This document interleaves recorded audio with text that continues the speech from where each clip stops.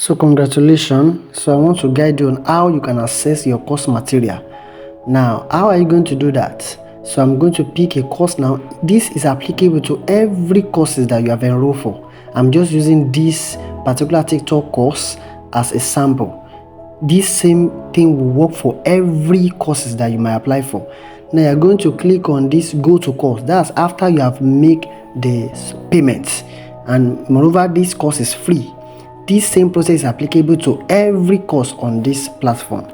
Now you click on this. After you have entered your course, don't click on start the class. Just scroll down to where you have the introduction. Tick on that box. You can see the material appearing. Scroll to your right hand side, you see download option. You see the same thing on your phone. Just click on that download button. Once you click on it, you'll be able to access the material. You can see it's downloaded already, and boom, here is the link. There is a link I'm going to be using to access the course. God bless you. Well done.